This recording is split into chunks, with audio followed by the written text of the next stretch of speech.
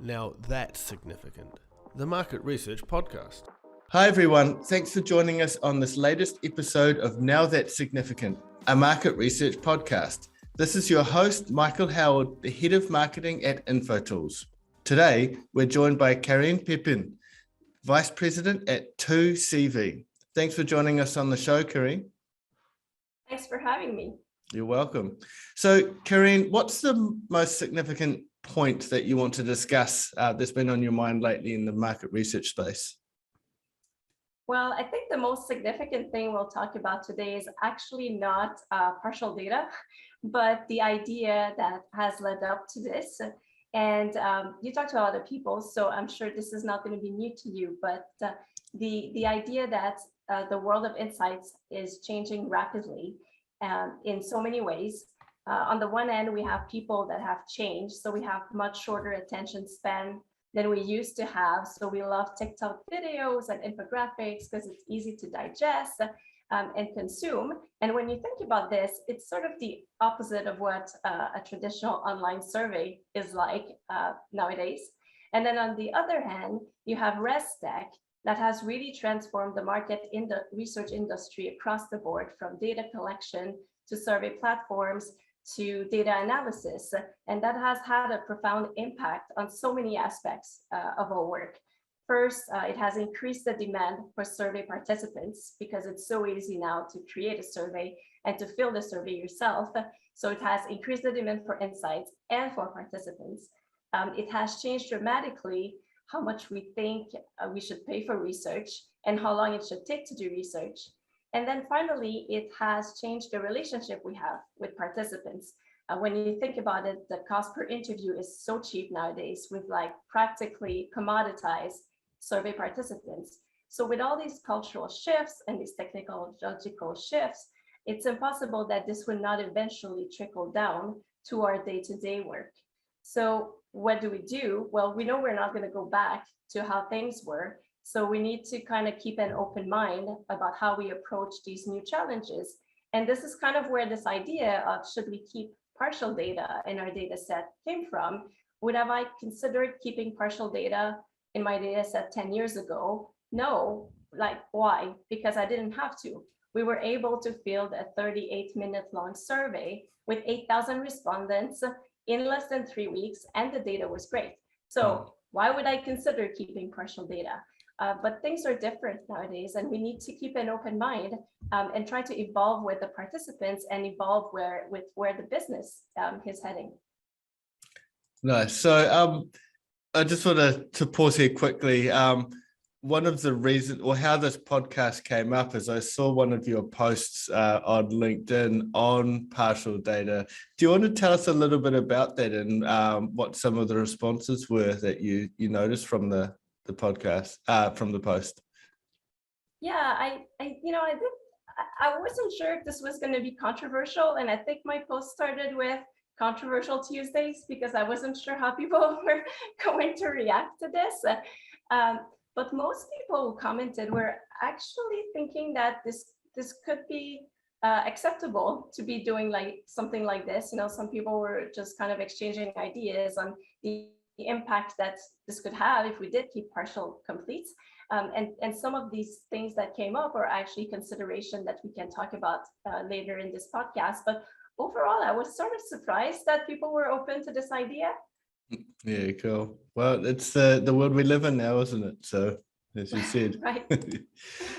So today we're facing new challenges, and we have to be more creative in how we approach the challenges of incompletes or survey quality. We need to evolve with the participants and the technology that we have before us too. Let's take a step backwards just to have a look how we got to where we are now and why keeping incomplete data in our data sets is even on the table. Well, there is what I call the traffic jam that's blocking up data collection right now, and I'll explain. So as I've mentioned, we have a very strong demand for survey participants, and then at the same time, the willingness of people to take surveys has decreased. And in addition, we're dealing with more fraud and with more data quality issues. So this means that we have a lot of completes data that get tossed out in the backend. So the result of that is that there's a crisis. You might have heard of the participant crisis that there was recently a conference or podcast or something about that. But there's a shortage of good survey participants, and it often feels like fieldwork is a little bit like a traffic jam. We have too many surveys on the highway of fieldwork and not enough good participants to complete those surveys. Yeah, sure. So diminishing sample quality, as you've suggested, has been a big issue for some time now. Tell us, what impact does this traffic jam, as you described, have on the end-to-end process that market research is involved in? Well, the biggest thing for me has been to be more aware of the survey metrics during fieldwork. And that could be anything from just your length of interview of your survey to your incidents. But the ultimate survey metric is your survey conversion. So because we can't really afford having good, legit panelists who start the survey and don't finish. So nowadays, when we design surveys, our number one priority is to make sure that we can maximize survey conversion. Yeah, for sure. So what are some of the tactics that insights teams could employ to help increase this conversion that you mentioned? What are some quick wins in the space? Well, I think our first line of defense is really to improve the survey experience so that people don't drop out. And how do we do this? Well, you'll often hear people talk about short surveys, the shorter length of interview, and making the surveys mobile friendly. And that's true, but these things are sort of hygiene factors nowadays. And I'll tell you this, you can have a short survey that still feels very painful to fill out, that has a high dropout rate. So we need to think about survey engagement beyond just the length of the interview. So in an ideal world, it would be amazing if people took surveys and looked forward to the next question. Just like when you read a book, you look forward to the next page. So this is where the storification of surveys come in. So what's storification? Well, what storification is not is gamification. So the thing with gamification is that it tends to focus on just one or two questions in the survey, right? Like it's not about the end-to-end experience. It's like one thing in the middle of the survey, but even if you have a fun exercise in a 20-minute long survey, it doesn't really solve the overall user experience of that survey. Storification is more about the overall structure and the overall flow at a macro level, to make sure that we have a good experience from the beginning to the end of the survey and not just in the middle. And some elements of that, for example, is a welcoming landing page. And you'd be surprised at how many people drop out at the landing page, like the very first screen of your survey. So that's because nowadays, like most surveys don't really have a welcoming page that stands out. You know, it's a lot of text about how, you know, not to use the back button in your browser and like this sort of technical details that are not so exciting to people. Then something else that you can do to make the surveys, you know, storified is using a more conversational and friendly tone. You know, now the surveys, there's a lot of text that people don't read. So writing questions like you're talking to people is something that you can do to make them feel more like stories. You could also use visuals like illustrations, icons, emojis, you know, to make it more visually interesting. And then finally, the progression, giving a sense of progression to people is super important. Like when you read a book, you want to know where you are. You know, you want to have a sense, are you in the middle or you're in the end? And you do that through the table of contents. But the problem with progress bar, which is how we give people a sense of progression these days, is that first of all, they're not accurate because you can't predict what people are going to say. So if they skip over the next 10 questions, they won't know that. And then the other thing is they're just not very inspiring. Like progress bars are just not inspiring. So there are other ways to give a sense of progression using more the idea of a table of contents in a book. Yeah, sure. So despite our best efforts, people will inevitably still drop out. So should we consider keeping partial completes? Well, maybe.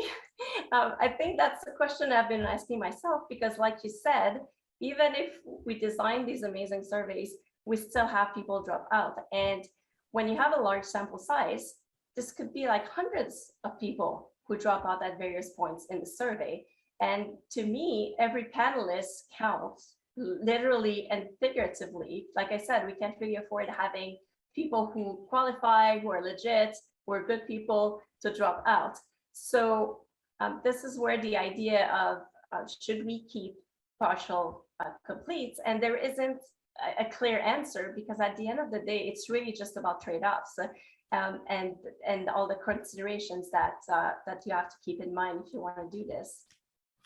When we're designing our surveys then, do you think people tend to optimize for the complete rather than the quality of the respondent, regardless of how much they finish with the survey? Sorry, can you? Yeah. Often when people are designing surveys, Yes. do you think they focus too much on gaining the complete rather than the quality of the answers? So if you were to go and analyze, for instance, and look back at the quality of your incompletes, you go and find out people that gave you really good information and it was high quality answers. Mm-hmm. And you optimize for trying to get more of those people and then get them finishing, rather than necessarily just looking, okay, these are the people that finished the survey, knowing that there's potentially some fraudulent answers, etc. in there. Well, in terms of the quality of the partial data, quality is like one of my favorite topics. So that's obviously something that we've looked at. And what we found was quite interesting, is that the quality of the partial data is kind of just as good as the complete data, because they go through the same quality checks. So they're not straight liners. They are not, they did not fail the quality or attention checks. Of course, their open ends are good. That's why we kept them. The only thing is they did not finish the survey. And arguably, I think we can make the argument that they stopped at a point where they were going to start being inattentive and give us poor quality response. So whatever we got up to that point is perfectly fine. It's just that they dropped out. But again, this would be something that we would check on every study, because yes, we've looked at this like on a number of studies, kind of reached that conclusion, but it doesn't mean that it's going to be true of every study that we're going to be doing. So it's always something we would check before we keep the partial in the data set. Very true. So what are some of the pros of keeping this partial completes? Well, I think the main thing is speeding up field work, really, but not just from my own point of view, but if we speed up field work for our studies, then it means that we take our survey off the highway, right, and reduce that traffic jam for the entire industry. And the other benefit I find, and this is, we've been talking a lot lately about the relationships we have with participants and how we should be more careful about how we treat participants in research studies. And I've been thinking about, well, is it okay to sort of like disregard someone who's already spent maybe like 15 minutes in your survey before dropping out, maybe 20 minutes in your survey? If we really value participants, then shouldn't we use what they give us, up until that point? It's a very good point. So I appreciate that ultimately there's no straight answer, no silver bullet for converting partials into completes.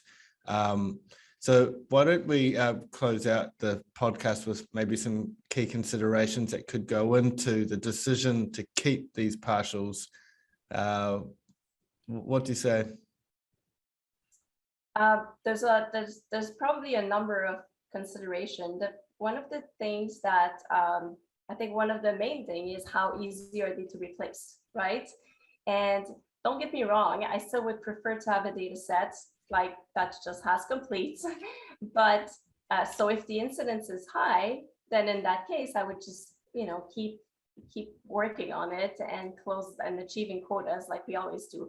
But if the incidence rate is low, or if you're working with B2B, for example, then in that case, I think it's a study that might be a better candidate for keeping partials, because these respondents are hard to find and more difficult to replace, especially if you've already been, in field for a number of weeks.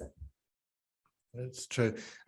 So just thinking about that then, are there any statistical similarities between those that complete surveys and those that don't? Have you explored any of the demographics, attitudes, or the impact of the incomplete data? Well, we're researchers, right? So my colleague and I, just for the fun of it, we started going back to older data set, and we started digging into who does not complete the survey. So our assumption initially was, oh, it's always going to be this demographics. But then what we found out is it's always seem to be people that are less engaged with the category, but the demographics are not always the same. So for example, if we look at a consumer electronics study, we mostly had older females who were dropping out of that study.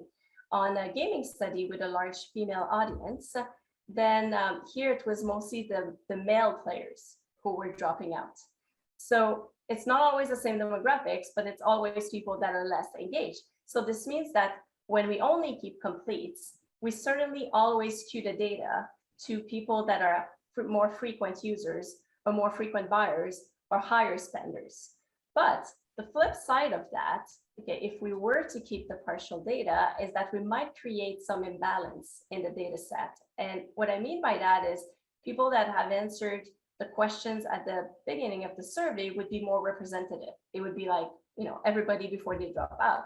People that answer the question at the end would be more engaged with the category. So practically, example, if we are looking at people that are in the market to purchase a notebook, we might start out with 50% that are price driven, but then we finish with like 20% that are price driven, because a lot of the price driven people will drop out because they're just less into it, right?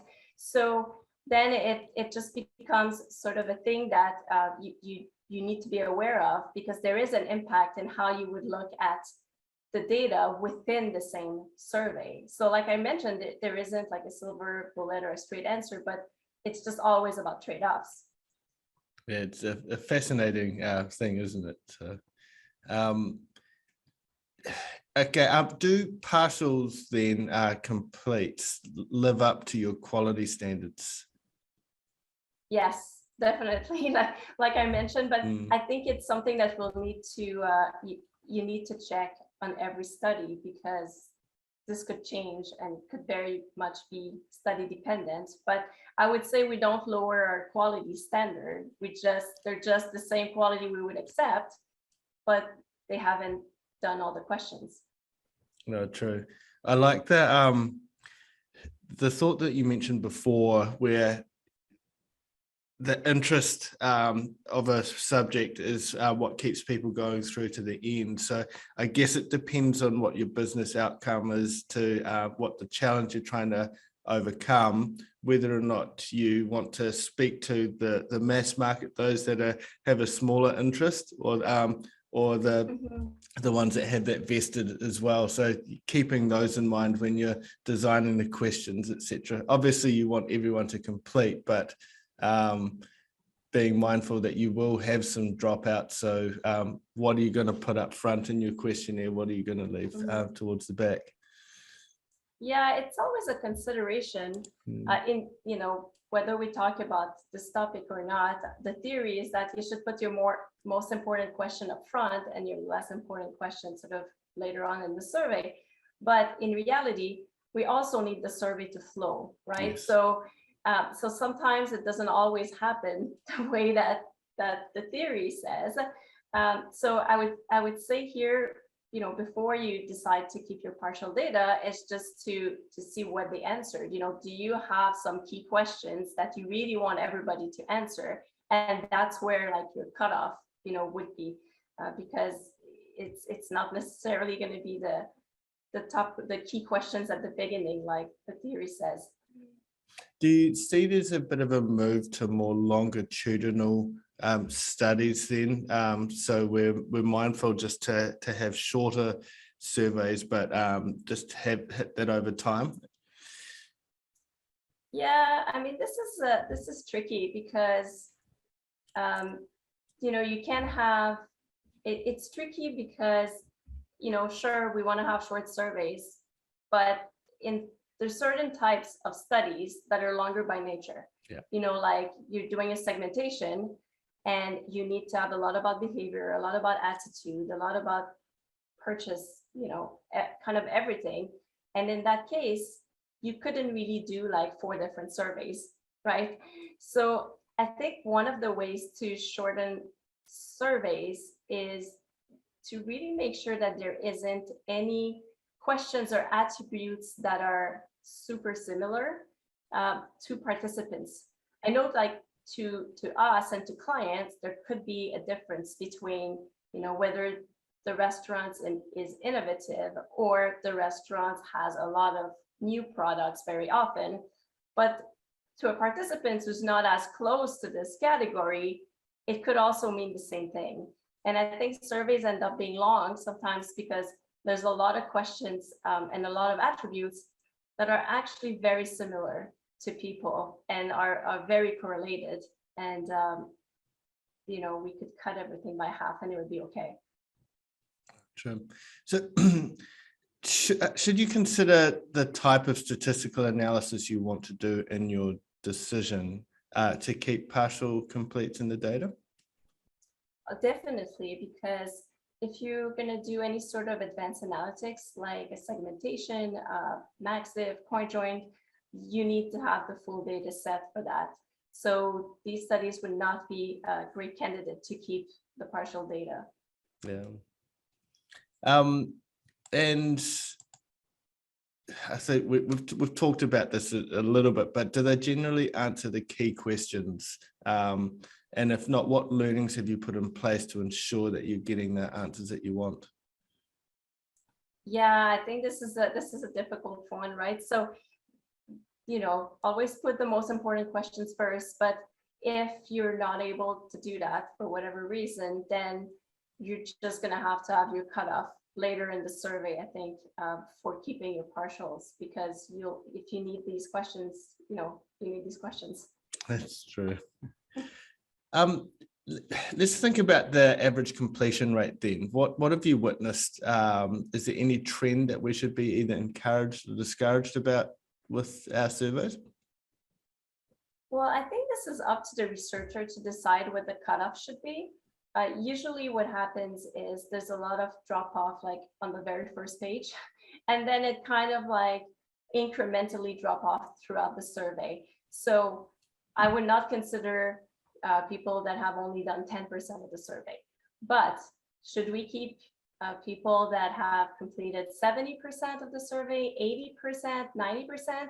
I think this is just up to the researcher, and again on a case by case basis. Maybe it should be about how much time people have spent out of the total length of interview. That's true. So I guess you're basically you're happy with 70%, and then anything else is a bonus. After this, you could argue. Yeah, or sometimes, you know, we have demographic question at the end that are not that necessary. So maybe it's like up to the point that you get to these questions and people have answered everything else, but not the demographics at the end if you don't need them. Really on a case-by-case basis. Sure. So do your panel partners and clients agree on incompletes? Well, I think it's really uncharted territory at this point.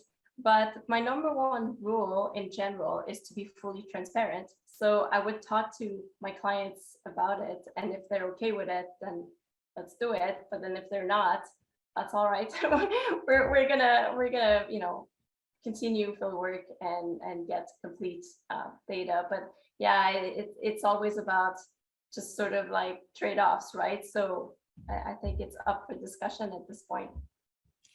True, and I guess the last thing to touch on is it's always about the actions that we can help to impact, I guess, with the surveys and the analysis that we do from all of this. And if those incompletes are going to help to steer the right outcomes, then our clients and everyone will all be better off for it. So, exactly.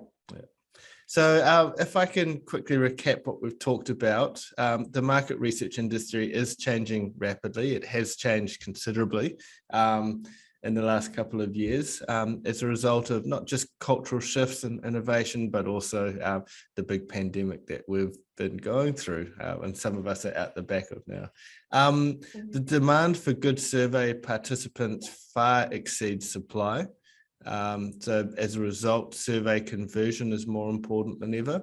Our first line of defense is creating an engaging survey experience. So that storification that you talked about, and it's not just gamification where you're dropping in a couple of things in the middle of the survey. It's overall flow is really important. You could still have hundreds of participants drop off even if your survey is short and engaging as well. So I guess ultimately we need to respect and inject that humanity into our surveys as well, being mindful and respectful of our the samples as well. And then lastly, keeping partial completes could help solve the participant crisis as well, and speed up field work as well. It's not a straightforward question. It's not a straightforward decision, but like everything, it requires trade-offs. So I think that covers it, right, Karine? Anything you'd like to add before we wrap? I think it's a great summary. The only thing I would add is it's a very exciting time to be in market research. It can seem a little daunting or scary because everything is just changing and some of the things we used to do don't work so well anymore. So I think the key is just to try to experiment with new things, and so we can evolve with the participants and with the technology. That's right. I mean, it's always been our role to help the world understand itself, hasn't it? So it's needed now more than ever. Right, yeah. Really cool. So thank you so much for joining us on the show, Karine. You're welcome. And thank you for the listeners out there too. We'd really appreciate it if you subscribe to the podcast, shared this with others, or even left a review. So thank you for listening to Now That's Significant.